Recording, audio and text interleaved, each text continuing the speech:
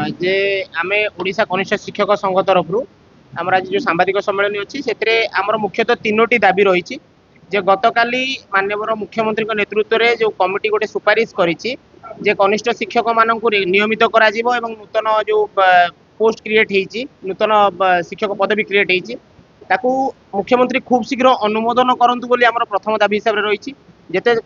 जहाँ जो ऐतिहासिक निष्पत्ति नहीं तुरंत अनुमोदन करंतु। द्वितीय दाबी है जे डिस्टेंस मोड रे जो दूर निरंतर शिक्षा माध्यम उच्च शिक्षा करने आमर कनिष्ठ शिक्षक शिक्षयित्री मानक एनओसी मिलूना ताकू सरकार तुरंत एनओसी प्रदान करंतु। एवं तृतीय दाबी हूँ जमी रेगुलार बा अन्य विभाग कर्मचारी परी मैडम मानक आमर जो कनिष्ठ शिक्षयित्री कनिष्ठ शिक्षक हूँ शिक्षयित्री हूँ से मासिक ऋतुकालीन जो ऋतुस्राव जनित छुट्टी जो अतिरिक्त छुट्टी अच्छी ताहा मिलूना जमी अन्य विभाग में मिलूँ सेमती कनिष्ठ शिक्षक कनिष्ठ शिक्षयित्री मानकर जो रही मासिक ऋतुस्राव जनित छुट्टी से मिलूना ताकू सरकार एक तुरंत एक निष्पत्ति नहीं ताकू से छुट्टी तक प्रदान कर। हाँ आम आगु दीर्घ 8 मास धरिकी ए संबंध में आम सरकार को अभियोग जनईचु ए जाए कौन निष्पत्ति हो पारि ना जे विगत दिन में आम गत जुलाई 6 तारिख में आम जून 6 तारिख में आसिक आंदोलन भी करूँ आंदोलन करने भितर सरकार एक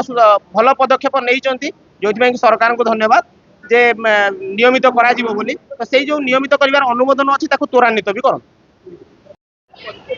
नमस्कार मुस्ताराणी दास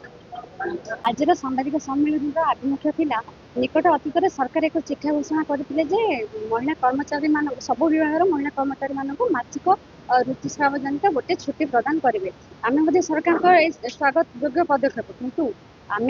कनिष्ठ शिक्षयित्री माने माने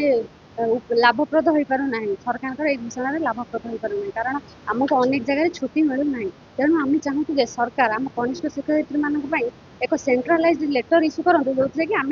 सरकार घोषण उपकृत हो पार आमको छुट्टी मिलना।